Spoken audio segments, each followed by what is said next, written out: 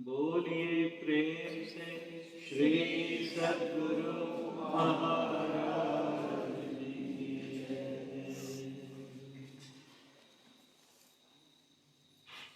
समवेत समादरणीय सत्संग प्रेमी वर्ग, आज लगभग एक माह के उपरांत हम लोग पुनः इस भालर की पवित्र कॉलोनी में वसाहत में संत मत के सत्संग में एकत्रित हैं और विशेष दिवस पर एकत्रित हैं। ये जो सिलसिला चला आ रहा है इस बार अद्भुत है। पिछले 3 शनिवार किसी न किसी विशेष प्रसंग से जुड़े हुए थे।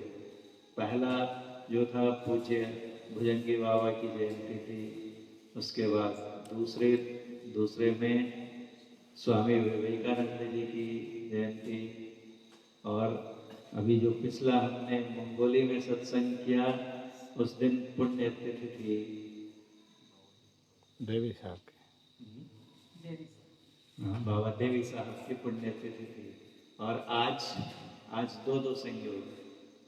एक तो हमारा 70वां गणतंत्र दिवस। एक समय वो भी था जब गुरु महाराज के समय में कि सत्संग किया करते थे तो कई बार अंग्रेज सरकार के पुलिस अधिकारी पहुंच जाते थे टोह लेने के लिए, कभी कभी सताया भी करते थे, क्योंकि उस समय जो स्वतंत्रता संग्राम चल रहा था तब बहुत से हमारे स्वतंत्रता सेनानी साधुओं का वेश बनाकर सत्संग के आयोजन कर और उनके पीछे उनकी पृष्ठभूमि में स्वतंत्रता आंदोलन चलाए करते।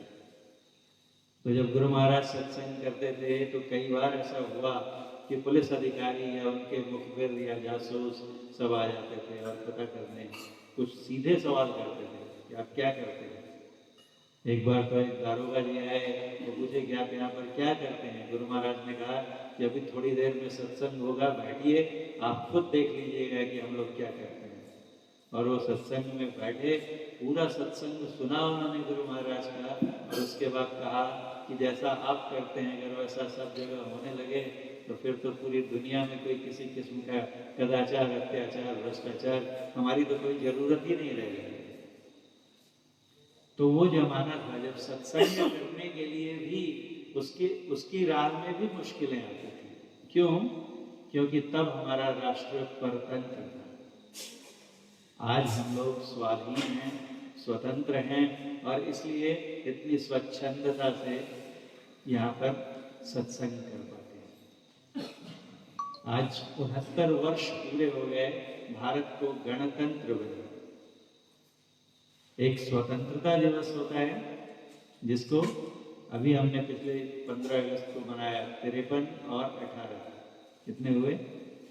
47 में 53, 18, 71, 72वां स्वतंत्रता दिवस मना चुके हैं।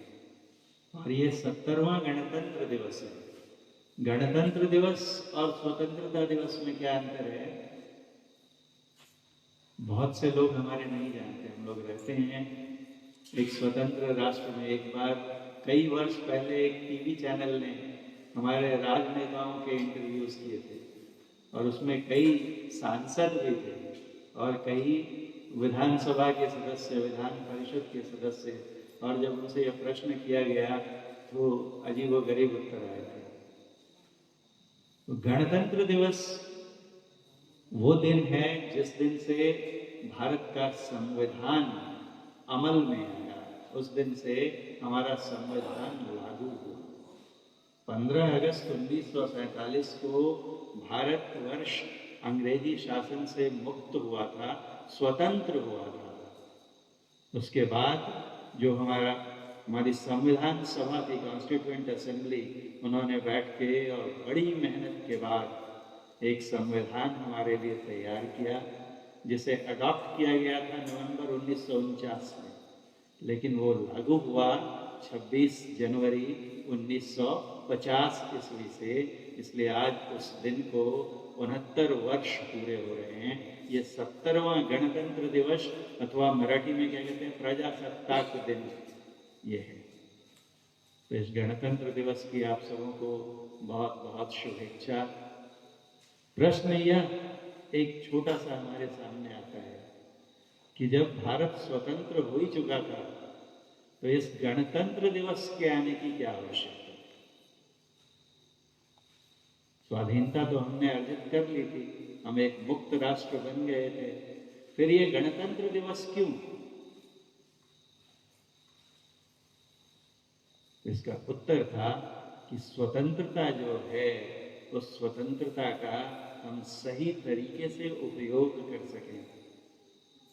जो स्वतंत्र हमारा राष्ट्र है उसमें सुतंत्र भी रह सके। स्वराज्य तो हमने प्राप्त कर लिया, लेकिन गुरु महाराज कहते थे कि अभी भी सुराज्य नहीं है। हमारे स्वाधीनता संग्राम के जो सबसे प्रमुख सेनानी जिन्होंने नेतृत्व किया और इतनी कुशलता से किया कि बिना कहते हैं कि दे दी हमें आजादी बिना खड्ग बिना ढाल, साबरमती के संत तूने कर दिया कमाल। अहिंसा के पुजारी, और उन्होंने हमें हिंसक लोगों से मुक्ति दिलाई। अंग्रेजों को विवश होकर ये राष्ट्र छोड़कर जाना पड़ा। तो महात्मा गांधी के हृदय में क्या कल्पना थी जब वो स्वतंत्रता के लिए संघर्ष किया करते थे? तो वो कहते थे कि मेरे हृदय में, मेरे मन में एक राम राज्य की कल्पना है कि स्वतंत्र भारतवर्ष कैसा हो। तो उन्होंने कहा कि मैं चाहता हूं कि राम राज्य स्थापित हो भारत में। और राम राज्य की क्या विशेषता थी? क्यों महात्मा गांधी राम राज्य लाना चाहते थे? तो राम राज्य के बारे में गोस्वामी तुलसीदास जी ने लिखा है कि दैविक भौतिक तापा राम राज्य नहीं काहू ही रहता। भगवान श्री राम का शासन ऐसा था कि वहां पर दैविक और भौतिक, इन तीनों में से किसी प्रकार का कोई कष्ट उनकी जनता में किसी को नहीं था। इतना सुंदर राज्य। दैहिक ताप मतलब कि हमारे शरीर में जो कष्ट होते हैं, कोई हमें बीमारी हो जाती है, मलेरिया हो गया, टाइफाइड हो गया, हमें हमारे शरीर में जो कष्ट उत्पन्न होते हैं, ताप होता है, उसे कहते हैं दैहिक ताप। और भौतिक ताप किसे कहते हैं?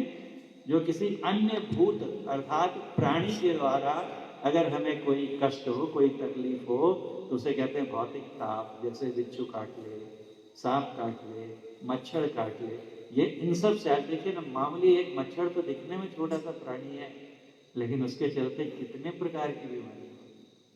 पहले सिर्फ एक मलेरिया होता था, और अब देखिए क्या क्या हो गया है, डेंगू, बहुत सारे कितने तरह के ऐसी बीमारियां आ गई हैं। एक मच्छर कितने डिजीजेस का कैरियर बन गया है। तो जो भूतों के, दूसरे प्राणियों के चलते जो कष्ट होते हैं, उन्हें कहते हैं भौतिक ताप। और दैविक ताप, जहाँ दैवी आपदाएं आ गई हैं। जैसे कल हमने देखा, बाहर शाम में निकले थे, हमारी कॉलोनी में ही दुकान है, वहाँ किराने का सामान खरीदने, और खरीदते खरीदते अचानक अकस्मात इतनी तेज आंधी आई, लगा कि सब कुछ उड़ जाएगा। बेचारा एक सामने सड़क के उस ओर गरीब खोमचे पर, ठेले पर, बड़ा ठेला था, उस पर पानी पूरी इत्यादि बेच रहा था। और अचानक ऐसी आंधी आई कि वो पकड़ रहा है जोर से, पूरी ताकत लगा के अपने ठेले को, तो ठेले के साथ उसको भी हवा खींचकर बहाने लगी। डर से उसने छोड़ दिया और ठेले को यहाँ से कुछ मीटर हवा ने फेंका और यूं पटक दिया। सारा सामान बेचारे का उसके अंदर में, गोलगप्पे और जितने पानी, मसाले और कांच भी टूट गए, पूरा उसका ठेला क्षतिग्रस्त। जब भूकंप आता है, तूफान, सुनामी, ऐसे जो दैवीय आपदाएं होती हैं, इन्हें कहते हैं दैविक ताप। इन तीनों में से किसी प्रकार का कोई कष्ट भगवान श्री राम के राज्य में, उनकी प्रजा में से किसी को नहीं होता था। तो गांधी जी जो हमारे राष्ट्र के लिए उन्होंने जो स्वराज्य की कल्पना की थी उसमें वो राम राज्य चाहते थे। लेकिन जो स्वतंत्रता अनरिस्ट्रिक्टेड हो, उस पर अबाधित हो, किसी तरह का कोई नियंत्रण न हो, तो वही स्वच्छंदता कब बिगड़ के और अनाचार में परिवर्तित हो जाती है इसका ठिकाना नहीं। इसलिए हमारे यहाँ देखिए जब संविधान बना तो उसमें मूलभूत अधिकार दिए गए, फंडामेंटल राइट। उसमें क्या है? अभिव्यक्ति की स्वतंत्रता। कई सारी हमारी राइट्स हैं, मूलभूत अधिकार हैं, उसमें से एक है अभिव्यक्ति की स्वतंत्रता। यानी हम कुछ भी कह सकते हैं, लेकिन क्या यह स्वतंत्रता पूर्ण है क्या? तो कहा नहीं, उसमें भी रीजनेबल रेस्ट्रिक्शंस हैं कि अगर हमारी अभिव्यक्ति के चलते किसी दूसरे को कष्ट पहुंचता है या राष्ट्र पर कोई आपदा आती है तो उस समय हमारी जो एग्जीक्यूटिव है, कार्यपालिका है, या फिर हमारी न्यायपालिका है, उसे अधिकार है हमें दंडित करने का। तो ये गणतंत्र यानी संविधान की आवश्यकता इसलिए पड़ी कि ये हमारा जो शासन है ये सुचारू ढंग से चल सके, कुछ विधान की सीमाओं के अंदर इसे चलाया जा सके। ऐसा ही हमारे जीवन के साथ भी लागू होता है कि अगर हम पूरी तरह से जैसा मन कहे वैसा करने लगे तब हमारी क्या दशा होगी? कबीर साहब ने कहा है, निर्बंधा बंधा रहे, बंधा निर्बंध हो गए। जो निर्बंध रहता है, अपने ऊपर किसी किस्म का कोई बंधन नहीं रखता है, कोई अनुशासन नहीं मानता है, तो उसका जीवन कैसा हो जाता है?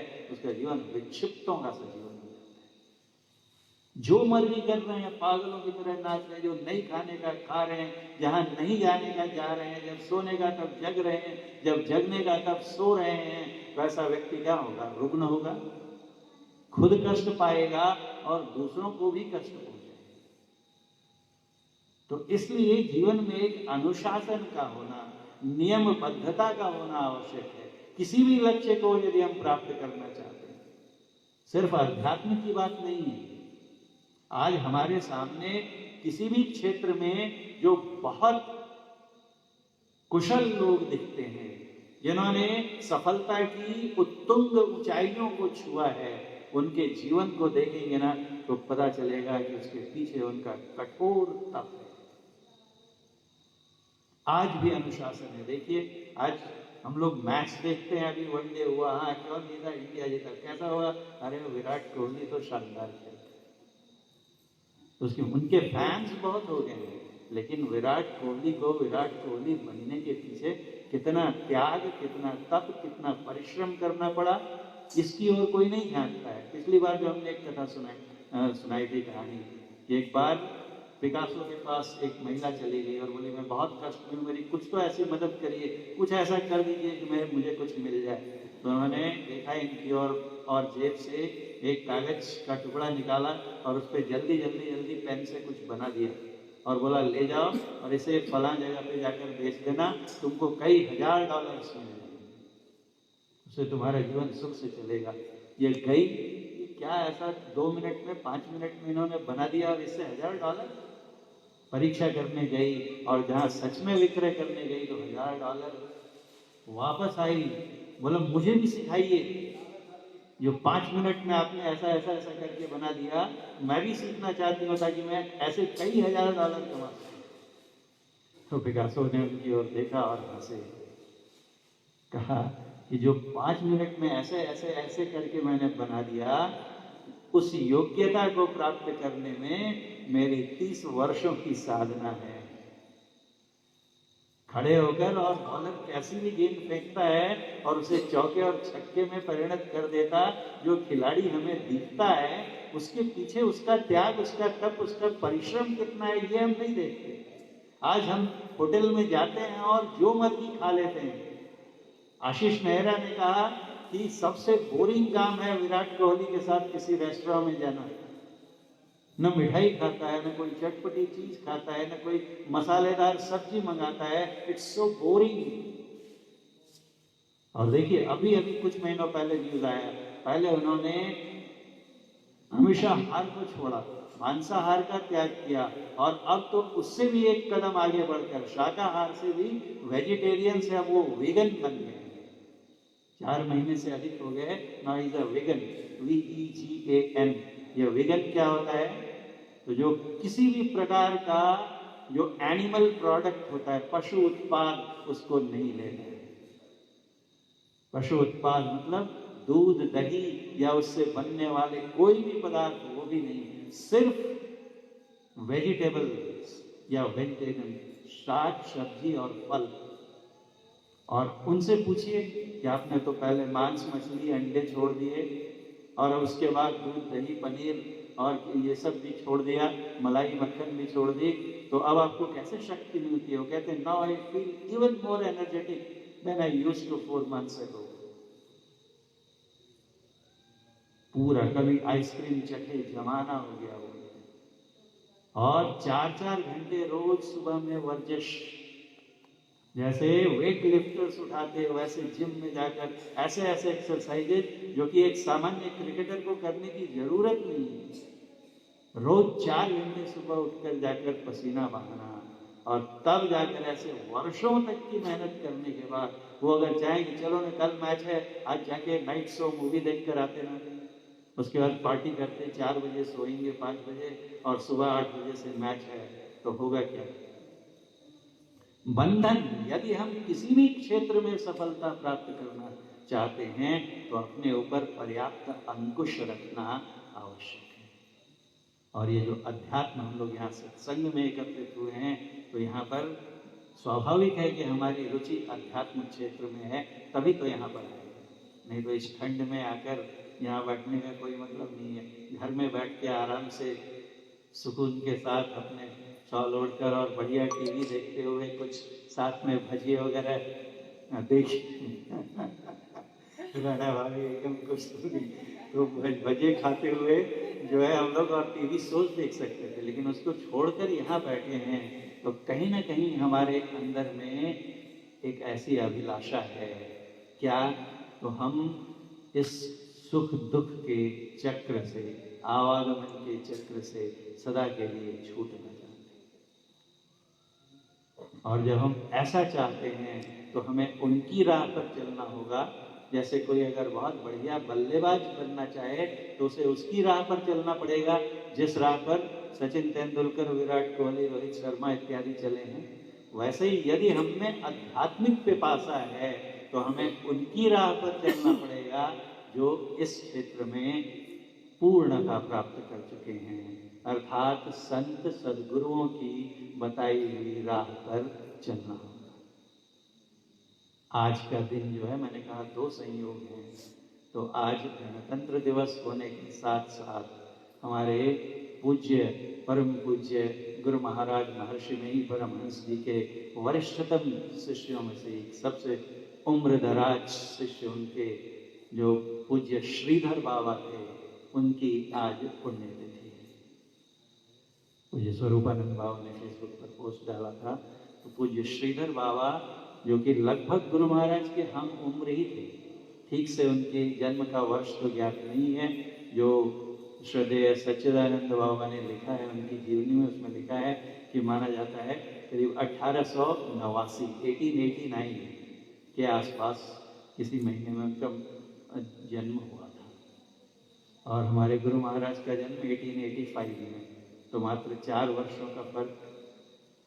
वो समस्तीपुर बिहार में एक जिला है, वहाँ ही लगमा नाम का गांव, वहाँ पैदा हुए, क्षत्रिय वंश में पैदा हुए। इनके जो वंशज थे उनको कहते थे भरसुरिया क्षत्रिय। उसके पीछे भी बड़ी मनोरंजक कथा है, रोचक कथा है। कहते हैं कि इनके जिस गांव में ये लगमा गांव में थे और इनके आसपास में 6 और ये 7 गांव जो है ना, लगभग उनमें क्षत्रियों का बहुत अधिक बोलबाला था और सभी भरसुरिया क्षत्रिय थे। ये भरसुरिया क्षत्रिय का क्या इतिहास था? कहते हैं राजपुताना राजस्थान से 2 क्षत्रिय आए थे, आकर बस गए थे। वहीं सिंघिया गांव इनके बगल में था, रह गए थे।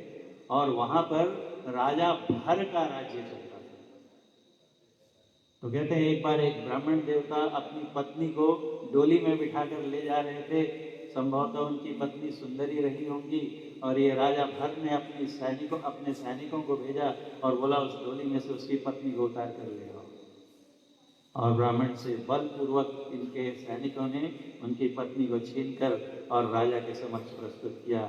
इधर वो ब्राह्मण देवता भागे भागे अपना दुखड़ा लेकर इन दोनों क्षत्रियों के पास आए, क्षत्रिय बंधुओं के पास, कि हमारी रक्षा कीजिए। ये दोनों इतने क्रोधित हुए कि वहीं से चले और जाकर राजा को मार दिया और उनकी सेना को मार भगाया और उनकी पत्नी को सुरक्षित लाकर ब्राह्मण देव के हवाले कर दिया। तो तब से उनका नाम पड़ गया भरसूरिया, मतलब भर पर, राजा भर नाम था उनका। भर पर जिसने शौर्य का प्रदर्शन किया हो वो भरसूरिया क्षत्रिय। तो उसी वंश में ये पैदा हुए थे। इनके माता पिता भी बड़े ही धर्मपरायण थे, और ये बचपन में ही भजन गाया करते थे, आज मेरे घर संत आएंगे, सदगुरु आएंगे। सुदामा के घर कृष्ण आए, और गाते गाते रोने लगे। इनके गांव के आसपास के भी कई गांवों में चौथी कक्षा से ऊपर के विद्यालय ही नहीं थे उस समय। तो इनकी जो शिक्षा थी चौथी कक्षा तक ही हो पाई, उसके आगे पढ़ने का कुछ नहीं था। लेकिन पठन पाठन में इनकी इतनी रुचि थी कि बाद में भी बहुत दिनों तक ये अध्यापन करके ही कमाते थे, लोगों को पढ़ाया करते, बच्चों को पढ़ाया करते थे। करीब 15-16 वर्ष के हुए तो कहते हैं इनके मन में एक बार इच्छा हुई कि देशाटन किया जाए, पूरे संसार और देश भर में घूमा जाए।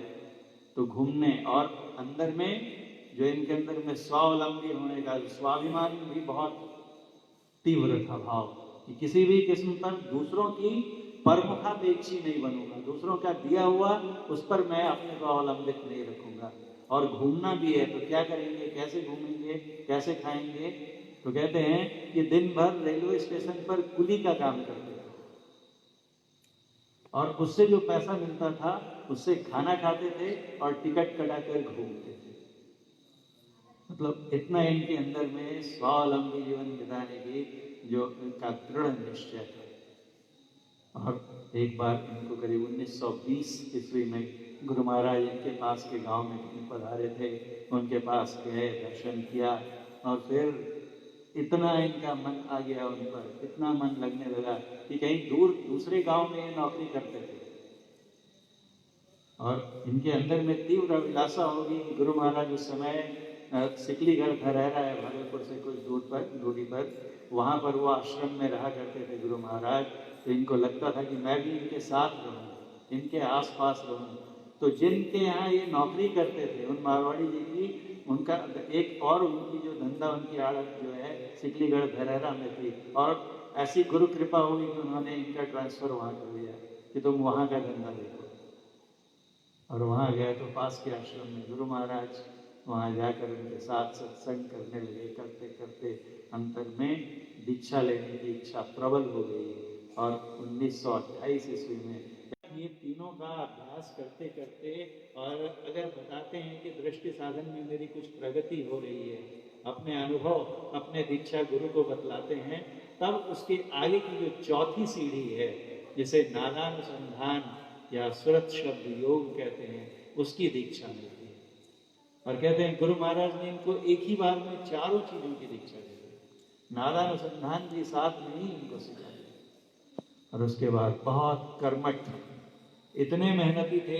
एक बार कहते हैं गुरु महाराज को एक जगह सत्संग करना था, और वहां पर लाउड स्पीकर उपलब्ध नहीं था आसपास में कहीं। देखिए कैसा जमाना था, अभी तो इको के साथ आवाज जा रही है आपके पास में, और उस समय साधारण लाउड स्पीकर भी नहीं मिला। लाउड स्पीकर कौन जाएगा? इन्होंने कहा मैं जाऊंगा। गुरु महाराज के हाँ आप जा सकते हैं। 38 मील मतलब लगभग 60 किलोमीटर पैदल चलते हुए गए।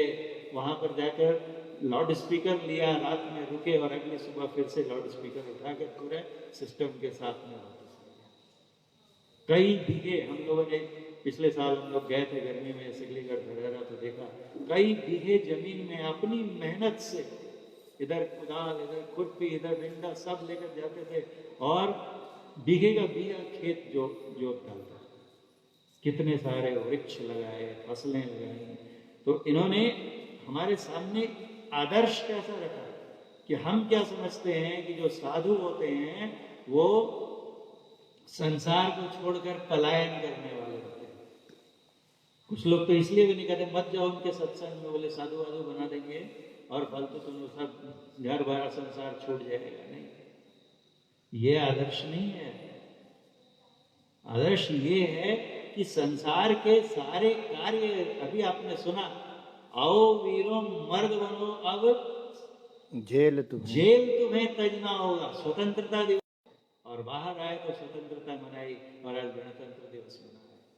कहते आओ वीरों मर्द बनो, मर्द मतो मनो मतलब मेल नहीं, पुरुषार्थ दिखाओ और जेल तुम्हें तजना होगा। मन निग्रह के समर क्षेत्र में सन्मुख फिर डरना। ये जो युद्ध क्षेत्र है, समर क्षेत्र है, ये कहाँ, इसमें युद्ध किसके साथ है? बगा किसी और के साथ नहीं, अपने मन के साथ। मन निग्रह, मनोनिग्रह सबसे कठिन चुनौती है। महावीर जी जो वर्तमान महावीर जैन धर्म के संस्थापक हुए, उन्होंने कहा है कि पूरी दुनिया को एक बार हरा लेना संभव है, लेकिन अपने मन पर विजय प्राप्त कर लेना बहुत मुश्किल, बहुत दुष्कर कार्य है। जिसने मन जीत लिया उसने जग जीत लिया। अब देखिए ना, छोटी छोटी चीजों में हम मन के हाथों कैसे हार जाते हैं। जो चीज हमारे लेने योग्य नहीं है, मना किया हुआ है कि तुम्हारे लिए ये जहर है, नुकसान करेगा, और जब वो सामने आती है तो हमारा संकल्प कैसा डिगने लगता है। एक बार खा लेंगे तो क्या हो जाएगा, वो दवा एक दी थी डॉक्टर ने, 2 ले लेंगे, फिर दूसरे भी थोड़ा खा लीजिए ना, कुछ नहीं होता, प्रसाद है ना। और फिर देखिए ये कितने दुर्बल हैं हम लोग, मन के हाथों हार जाते हैं। पूरी दुनिया से जीते, घर बार छोड़कर कोई काम चलेगा भी नहीं। कबीर साहब ने कहा है कि क्या कहते हैं, अवधू भूले को घर लावे तो है ही। और एक बोलते हैं कि यहाँ घर छोड़ के अगर कोई जंगल में चला जाए, वो पंक्ति मुझे नहीं याद आ रही है, जंगल जाए जोगी दुनिया रमैले और काम जराए जोगी बन गईले हिजरा। मन में रंगाए जोगी कपड़ा, लगाए जोगी कपड़ा, और गड़िया बढ़ाए जोगी बनी गए कपड़ा। कहते ये सब वेश धारण करने से नहीं होता है कि हमने दाढ़ी बढ़ा ली, जटाएं बढ़ा ली, एक खास रंग का वस्त्र धारण कर लिया, कोई आए तो एकदम दूर दूर दूर दूर। नहीं, कहते हैं कि अगर जंगल में जाकर भूमि रमा ली और कामनाओं पर विजय प्राप्त की नहीं, कामनाओं से भाग रहे हैं, काम पर विजय नहीं है, काम से भागकर और दिखावा कर रहे हैं कि मैं काम से दूर हूं, तो कहा कि नपुंसक हिजड़ा कह दिया। विजय तो वहां है कि सामने प्रलोभन है और तब मन जरा भी विचलित न हो, वो मनोजयी है ना। तो इसके लिए कोई घर बार रोजगार कारोबार छोड़ने की जरूरत नहीं है। अभी भी जाकर देख सकते हैं कि जो परंपरा पूज्य श्रीधर बाबा ने स्थापित की वो आज भी बदस्तूर कायम है। गेरुआ वस्त्र पहने सन्यासी हाथ में फावड़े लिए हुए आपको जाकर खेत में कुदाल चलाते हुए देखेंगे। अपने से कई एकड़ में वो धान की खेती करते हैं, गेहूं उग जाते हैं उनके हाथों में।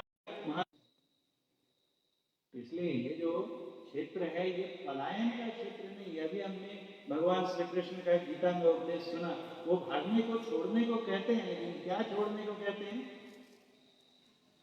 सब कुछ सुनाकर और भगवान श्री कृष्ण अर्जुन से कहते हैं कि देखो अर्जुन, मैं तुम्हें गुह्यतम उपदेश सुना रहा हूं। धर्मान परित्यज्य माम एकम शरणम व्रज अहम त्वा सर्व पापेभ्यो मोक्षयिष्यामि मा शुचः। कहते हैं हे अर्जुन, क्या करो तो सब धर्मों का परित्याग करके एक मेरी शरण में, एक की शरण में, मेरी शरण में आ जाओ और फिर मैं तुम्हें सब पापों से, अहम त्वा सर्व पापेभ्यो मोक्षयिष्यामि, उससे मुक्त कर दूंगा, चिंता मत करो मां शुच। तो तभी हमने उस पाठ के दौरान कहा था कि सोचिए कि ये कृष्ण भगवान जब ये महावाक्य अर्जुन को कह रहे हैं तो वो द्वापर युग था। उस समय न बौद्ध धर्म था, न जैन धर्म था, न ईसाई धर्म था, न इस्लाम था, न सिख था। जितने धर्म हम मुख्य धर्म अपने इर्द गिर्द देखते हैं और उनके बारे में जानते हैं, उनमें से कोई धर्म उस समय था ही नहीं। और यहाँ कहते हैं भगवान श्री कृष्ण की सर्वधर्मान परित्यज्य, सब धर्मों को छोड़कर एक मेरी शरण में आ जाओ। तो वो कौन से धर्म थे जिनको छोड़ने की बात करते हैं? जब कोई ऐसा मुख्य प्रचलित धर्म है ही नहीं, तो वैदिक धर्म तो था। उस वैदिक धर्म में, सनातन धर्म में वो पहले से ही था अर्जुन। तो अब किसे छोड़े, कौन से धर्म छोड़े? तो यहीं पर रहस्य है, भागना नहीं है। धर्म को छोड़ना मतलब क्या होता है? तो धर्म का जो अर्थ होता है ना, वो बहुत व्यापक, धर्म बहुत व्यापक शब्द है। कहते हैं कि बच्चा है 10 बज गए रात के, 9 बज गए और वो बाहर खेल रहा है, सड़क पर घूम रहा है, 11 बजे रात में आराम से घर में आता है और पिता उन्हें एक शब्द नहीं कहते। तो उनके जो मित्र हैं या पड़ोसी हैं, क्या कहते हैं कि मित्र तुम पितृधर्म का, पिता के धर्म का सही तरीके से पालन नहीं कर रहे। कहते हैं ना, शिक्षक है। अभी देखिए आज का जो ये सत्संग का आयोजन है, हमारे बीच में एक युवा शिक्षिका प्रोफेसर पूजा, हमारे सत्संगी हैं मुख्तार जी, आदरणीय मुख्तार जी, उनकी सुपुत्री पूजा जी ने आज के इस यज्ञ का, ज्ञान यज्ञ का यजमान बनना स्वीकार किया है। तो शिक्षिका है ना, शिक्षक, अब वो शिक्षिका हैं और घंटी बज गई, बेल बज गई क्लास की, और वो क्लास जानबूझकर टाइम पास करते हुए 10-15 मिनट के बाद कक्षा में प्रवेश करे। उसके बाद 15-20 मिनट इधर उधर की बातें करना, अटेंडेंस लेना, 50 मिनट की पीरियड है, 30-40 मिनट ऐसे ही पास कर दिए, 10-15 मिनट पढ़ाया और निकल के आ गए। तो क्या कहेंगे कि आप शिक्षक धर्म के साथ न्याय नहीं कर रहे हैं। एक डॉक्टर है, उसके पास बेचारा एक दर्द से कराहता, परेशान, निर्धन मरीज पहुंचता है और वो उसे लूटने की योजना बनाता है। जहाँ एक दवा से काम चलता है वहाँ 5 दवाएं लिखता है। अपने यहाँ जब एडमिशन की जरूरत नहीं है तो भी अपने नर्सिंग होम की एक बेड खाली पड़ी हुई है, इसमें उसको एडमिट कर लेता है और इधर से इंजेक्शन लिखता है और उधर से उसके उसी की दुकान में वापस इंजेक्शन जमा हो जाती है। तो उसको देखकर हम क्या कहते हैं कि ये डॉक्टर के, चिकित्सक के धर्म का पालन नहीं। जिसे हम सचमुच में भी धर्म कहते हैं, वो धर्म कौन सा धर्म है? जैसे हम कहते हैं कि ये मुसलमान है, तो कौन से धर्म में है, किस धर्म का अनुयायी है? तो इस्लाम का अनुयायी है। वो इस्लाम सच में इस्लाम धर्म में है कि नहीं, ये किस बात से इसका निर्धारण होगा? कैसे हम कहेंगे कि वो सच्चा मुसलमान है या नहीं, या वो सच्चा सनातन धर्मी है या नहीं? तो हर एक धर्म के कुछ नियम हैं। अगर मुसलमान है और 5 वक्ती नमाज अदा नहीं करता है, 5 वक्तों की नमाज अदा नहीं करता है, उनके अंदर और जो करता है, जो मुसलमानों के लिए निश्चित विधान है, उन सब कर्मों का वो पालन नहीं करता है, तो हम क्या कहेंगे कि ये सिर्फ दिखावे का मुसलमान है, असल में इस्लाम धर्म का पालन नहीं करता। हम अपने को वैदिक धर्मावलंबी कहते हैं और हमारा वेद कहता है कि इस पूरी सृष्टि का एकमेव परमात्मा है और उसकी प्राप्ति हमारे अंदर में होगी, और ये मनुष्य जन्म हमें उसी को प्राप्त करने के लिए मिला है। और हम ऐसा मनुष्य जन्म पाकर सब कुछ जानते बूझते हुए भी सिर्फ वही नहीं करते हैं और बाकी शेष सभी कार्य करते रहते हैं। न त्रैकाल संध्या करते हैं, न ईश्वरोपासना करते हैं, न अपने को जानने की चेष्टा करते हैं। तो हमारे बारे में क्या कहा जाएगा कि सिर्फ फॉर्म में भरने के लिए या टीका लगाकर दिखाने के लिए हम वैदिक धर्मावलंबी हैं, सच में हम नहीं हैं। तो वैदिक धर्मावलंबी या मुसलमान कौन होगा? जो उसके लिए पहले से निर्धारित कर्म हैं, उन कर्मों का अगर वो पालन करता है तब वो उस धर्म का है, अन्यथा नहीं है। अर्थात ये बौद्ध धर्म भी है। अब देखिए ना, बुद्ध भगवान, उनके जीवन में एक सबसे महत्वपूर्ण बात अगर कही जाए जो हमारी सामान्य दैनंदिनी है, तो क्या है? बुद्ध भगवान जब इस धरती पर आए तो उस समय कहाँ, कौन से धर्म में उनका जन्म हुआ था? सनातन धर्म में। और उन्होंने अपने जीवन में एक शब्द ऐसा कहा हो कि नहीं, मैं सनातन धर्मी नहीं, मेरे पीछे एक नया धर्म शुरू करो, बौद्ध धर्म शुरू कर दो? कहीं नहीं मिलेगा, एक वाक्य नहीं दिखा सकते हैं। गुरु नानक ने कभी नहीं कहा कि मेरे पीछे सिख धर्म चलाओ, महावीर ने कभी नहीं कहा कि मेरे पीछे जैन धर्म चलाओ। वो तो उस समय समाज में जो व्याप्त कुरीतियां थी, उन्होंने उन पर प्रहार किया। उस समय जो हमारा सनातन धर्म था, उसमें बहुत सारी कुरीतियां घुस गई थी और कर्म कांड इतना जोर मार रहा था कि इसको बुखार हो गया, नहीं छूट रहा है, तो चलो एक बकरे की बलि दे दो। जान तो जीवों की इतनी सस्ती हो गई थी, बात बात पर बलियां दी जाती थी। और बुद्ध भगवान आए तो उन्होंने देखा कि बाप रे बाप, इतनी कुप्रथाएं, इतना बिगड़ विभत्स विकृत हो चुका है हमारा धर्म। उन्होंने उसके खिलाफ युद्ध छेड़ा और क्या एक नारा दिया, अहिंसा परमो धर्मः। सबसे बड़ा धर्म क्या है? अहिंसा। और अहिंसा, किसी भी जीव को कष्ट देना, मनसा वाचा कर्मणा, तीनों में से किसी प्रकार से किसी जीव को अगर हम मन में किसी के बारे में बुरा सोचते हैं तो स्वामी विवेकानंद कहते हैं कि वो भी हिंसा है, मानसिक हिंसा। सही तौर पर अहिंसक आप तभी बनेंगे जब आपके हृदय में भी किसी के प्रति कोई विद्वेषकारी भावना न उत्पन्न। भगवान बुद्ध ने हिंसा के खिलाफ युद्ध किया। कहते हैं एक बार लोग चले जा रहे थे, बहुत सारे भेड़ों को, मेमनों को हाके चले जा रहे हैं। इन्होंने देखा, कहाँ जा रहे हैं आप लोग? तो बोले अमुक राजा के यहाँ जा रहे हैं। तो बोले आप जा रहे हैं और ये भेड़ें क्यों जा रही हैं? तो बोले उनके यहाँ महायज्ञ होने वाला है, बहुत सारे हजारों पशुओं की बलि दी जाएगी। और उन्हीं में एक छोटा सा मेमना था, भेड़ का बच्चा, जो कि चल भी नहीं पा रहा था, ठीक से लंगड़ा कर चलता था। इन्होंने उसको उठाया और अपने कंधे पर रख लिया और बोले चलो मैं भी चलता हूँ राजा के पास।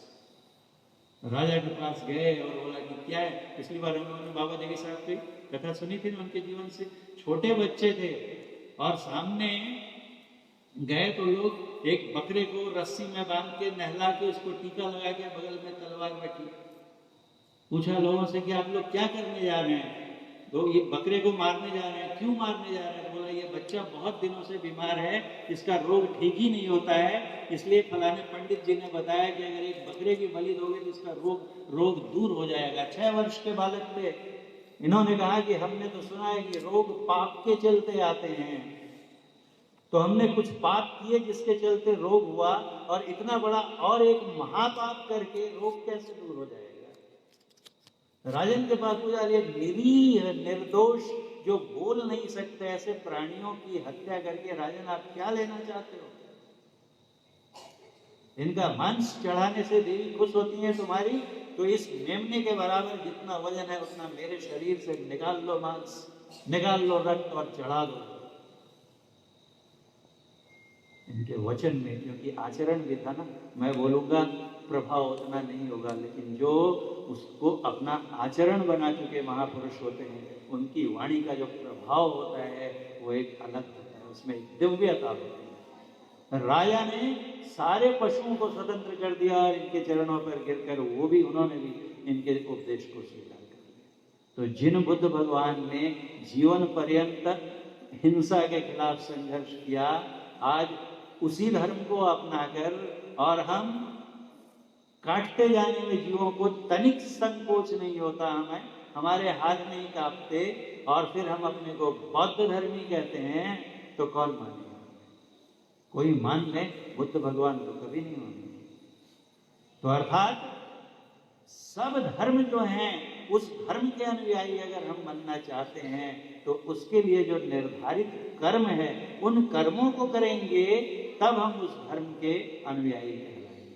तो दूत अगर संसार की दृष्टि से देखा जाए तो जैसा हमने कहा, डॉक्टर का धर्म है ना, शिक्षक का धर्म, पिता का धर्म, माता का धर्म, ऐसे समाप्त, प्रबंधक महोदय का धर्म, हर के एक धर्म होते हैं। उनके धर्म उनके कर्म से निर्धारित होते हैं। और जिसे हम विधिवत धर्म मानते हैं फॉर्मल सेंस में, वो धर्म भी असल में वैदिक धर्म क्या है, इस्लाम धर्म क्या है? अगर कुछ निर्धारित नियमावलियां हैं, अगर क्रिश्चियन है और उनके 10 कमांडमेंट्स को नहीं मानते हैं, जीसस क्राइस्ट कहते हैं, in what way I am Christ, sorry Christian, कैसे होंगे? तो कर्म ही धर्म का निर्धारण। गुरु महाराज ने गीता, श्रीमद् भगवत गीता पर जो टिप्पणी टीका लिखी है उसमें लिखा है कि कर्मों से ही धर्म होते हैं, और यदि हम कर्म छोड़ दें तो धर्म स्वतः छूट जाएंगे। सब धर्मों को छोड़ दो बोलते हैं भगवान श्री कृष्ण। सब धर्मों में वैदिक धर्म भी आता है। कहते हैं सर्वधर्मान परित्यज्य माम एकम शरणम व्रज, एक की शरण में आ जाओ, मेरी एक की शरण में। सब धर्म को छोड़कर, सब धर्म कर्मों से होते हैं, अर्थात तुम कर्मों का परित्याग करके मेरी शरण में आ जाओ। आप कहेंगे फिर उल्टी शिक्षा होगी। अभी आप बोल रहे थे कि कुछ छोड़ना नहीं है और फिर कहते हैं सब कर्म छोड़ दो। तो यहाँ कर्मों को छोड़ने से तात्पर्य कर्मों में जो हमारा कर्तापन का भाव है कि कुछ करते समय हम अपने को उसका कर्ता समझ बैठते हैं, इसे करना कहते हैं। ये कर्म है, साधारण कर्म जो हम लोग करते हैं। क्या मैंने तो आज ये सत्संग करवाया, मैंने तो आज यहाँ इतना बढ़िया व्याख्यान दिया, मैंने किया। तो जब मैंने किया तो भोगेगा कौन? और भोगने के लिए तो आना पड़ेगा। अहम त्वा सर्व पापेभ्यो मोक्षयिष्यामि। सब प्रकार के पापों से, सिर्फ पाप ही नहीं पुण्य भी बंधन होता है। एक लोहे की जंजीर और एक सोने की जंजीर, अगर हमको कोई सोने की बेड़ियों से बांध के रख दे दिन भर तो हम खुश होंगे क्या? एक 7 तोले की चेन मिल जाए तो बड़े खुश हो जाएंगे गले में लगाने के लिए। लेकिन अगर 50 किलो के या 1 क्विंटल के सोने की जंजीर से कोई हमें बांध के रख दे तो सोना भी हमें क्या लगेगा? नफरत हो जाएगी। तो पुण्य भी बंधन है, पाप भी बंधन है, कर्म ही बंधन है। कौन सा कर्म? इस कर्म को, ये कर्मों की बात आई है, एक को कहा कर्म, एक को कहा विकर्म और एक को कहा अकर्म। और कहते हुए अंत में कहते हैं कृष्ण भगवान अर्जुन को कि अकर्मी बनो अर्जुन। अकर्मी मतलब कि कर्म करते हुए भी कर्तापन का भाव ना हो। कर्म किया मैंने, किसे समर्पण भाव से किया कि ये आपका कार्य है, आपने मुझे निमित्त बना दिया, मैंने कुछ नहीं किया। जो कुछ किया तो तुम किया, मैं कुछ किया नहीं। जो कभू कहूं कि मैं किया, तुम ही थे मुझ मान। क्या कहते हैं? जो भी किया आप कर रहे हैं। अभी आपने सुना, हमारे राणा साहब ने सुनाया, मेरा आपकी कृपा से सब काम हो रहा है, करते हो तुम कन्हैया और मेरा नाम हो रहा है। नाम मेरा भले ही हो रहा है, करने वाले आप हो। ये बोलने की, गाने की बात नहीं है। जब ऐसा भाव हमारा अपना हो जाए कि कर्म करें और हमें यह एहसास भी न रहे कि मैंने कर्म किया, तो ऐसा सिर्फ उपदेश सुनने से या उन पर विचार करने से नहीं। अकर्मी, कर्म तो साधारण सभी करते हैं। विकर्म किसे कहते हैं? जो बुरे कर्म है, विपरीत कर्म है, न करने योग्य कर्म है। तो कहा कर्म भी नहीं, विकर्म भी नहीं, अकर्मी बन जाओ। कर्म करते हुए भी तुम उसके अधिकारी अपने को न समझो।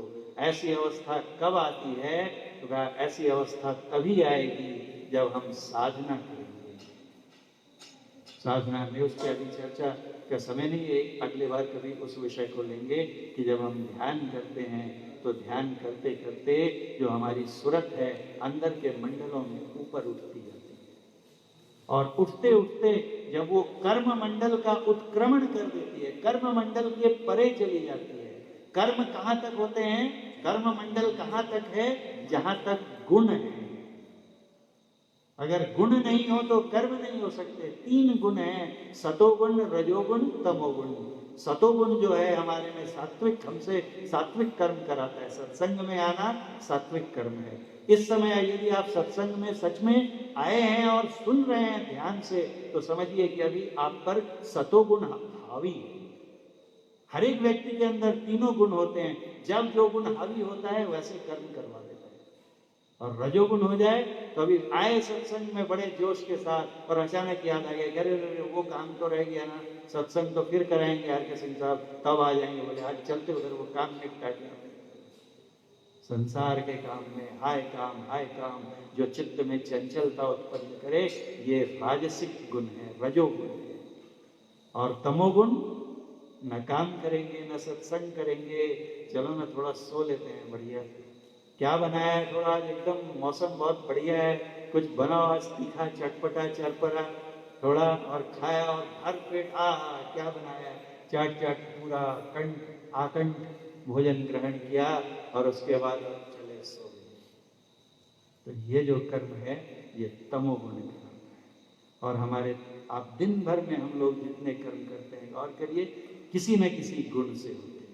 या तो हम तामसिक कर्म करते हैं, या राजसिक कर्म करते हैं, या सात्विक कर्म करते हैं। अर्थात यदि हम कर्म मंडल को पार करना चाहते हैं तो गुण मंडल को पार करना होगा। और गुण मंडल कहाँ तक है? तो कहा कि ये जो जड़ प्रकृति है, अपरा प्रकृति है, ये गुणमयी है, ये त्रिगुणात्मिका प्रकृति है। अगर हम जड़ प्रकृति को पार करके चेतन प्रकृति में चले जाएंगे तो हम कर्म और गुण मंडल से ऊपर उठ जाएंगे। तब हमारे किए हुए कर्मों का फल हम पर लागू नहीं होगा। इसलिए एक मेरी शरण में, यानी परमात्मा की शरण में अगर हम चले जाएंगे तो कब जाना होगा? परमात्मा है कहाँ? तो कहा प्रकृति पार प्रभु। प्रकृति के पार में प्रभु हैं, उनके पास जाएंगे, प्रकृति पीछे छूट जाएगी। और प्रकृति पीछे छूट जाएगी, कर्म मंडल पीछे छूट जाएगा, तो कर्म हम पर न होंगे, न कर्म का फल हम पर लागू होगा। और तब ये जो गुह्यतम कहा ना, यही गुह्यता है कि धर्मों को छोड़ना अर्थात कर्मों को छोड़ना होगा। और कर्मों को छोड़ना सिर्फ सोचने से, विचारने से, इंटेलेक्चुअल काउंसलिंग से, अपने को समझाने से नहीं होगा। ये इसके लिए अंत साधना करते हुए सच में अपने को कर्म मंडल से ऊपर उठाना होगा। और ऐसे जो संत महापुरुष होते हैं वो कर्मों से ऊपर उठे। हमको लगता है कि वो कर्म कर रहे हैं, लेकिन उनसे कोई कर्म होता नहीं। तो ये जो आदर्श है, के लिए जो निश्चित क्रियाएं हैं वो सीखनी पड़ेंगी और उनका अभ्यास करना पड़ेगा। बहुत सुंदर संयोग है कि अब से बस कुछ ही दिनों के बाद, यानी ये देखिए अभी 4 शनिवार मैंने कहा विशेष संयोग बने, और 5वां भी बनने जा रहा है। क्योंकि जो अगला शनिवार लगातार ये सिलसिला चालू है, जो 5वां शनिवार है अगला, यानी 2 फरवरी, उस दिन जो पिछले 12 वर्षों से हमारे चंद्रपुर में पूज्य स्वामी अच्युतानंद जी महाराज पधार रहे हैं, जिनसे आज करीब यहाँ पर चंद्रपुर में 50-60 लोग दीक्षित हो चुके हैं, वो इस बार फिर आ रहे हैं। 31 तारीख की दोपहर में यहाँ पर आ रहे हैं, और 1, 2, 3 तारीख को उनका चंद्रपुर में आपके ही WCL के दुर्गापुर की जो शक्ति नगर कॉलोनी है उसके ऑडिटोरियम में 1, 2, 3 को सुबह और शाम, सुबह 7:30 बजे से 9:30 बजे और संध्या 6:30 बजे से 8:30 बजे सत्संग हो रहा है। ये 13वां वार्षिक सत्संग होने जा रहा है। और जो अगला शनिवार है अर्थात 2 फरवरी, वो पूज्य अच्युतानंद बाबा की 92वीं जयंती, इसलिए मैंने कहा एक और शनिवार विशेष होने जा रहा है। उस दिन 91 वर्ष पूरे करेंगे बाबा, और 2 तारीख को 92 के हो जाएंगे। तो आप सबों से अनुरोध है कि जिनको जहाँ से इतने सुंदर हमारे, देखिए आपके सिर्फ ये सांसारिक नेता नहीं है, आध्यात्मिक नेता भी है, जो बड़ी शांति से और विनम्रता से बैठे रहते हैं और मधुर भाषा में, मृदुल भाषा में गायन करते हैं, लेकिन वो अपने क्षेत्र में तो कर्मठ नहीं, अध्यात्म में भी उतने ही अंदर तक गहरे पगे हुए हैं। तो उनका नेतृत्व मिला है, अगर आप लोग जाना चाहेंगे तो उन सब के लिए उचित व्यवस्था भी हो जाएगी। उनसे भी मैं आग्रह करूँगा और उनके अंदर में आप कार्यरत आप सब लोगों से अनुरोध है कि जिनको समय मिले 1, 2, 3 इन 2 दिनों वहाँ पर प्रसाद साहब हैं, सब आप लोग वहाँ पर जरूर आएँ राणा साहब, और 2 तारीख को तो अवश्य आएँ, क्योंकि उस दिन उनकी जयंती है और उस दिन हम लोग मिलजुल कर एक और विशेष शनिवासरी सत्संग करेंगे। तो आप सबों से एक बार पुनः आप सबों को आमंत्रण है कि जरूर जरूर जरूर आए 1, 2, 3 फरवरी। बोलिए प्रेम से श्री सद्गुरु महाराज की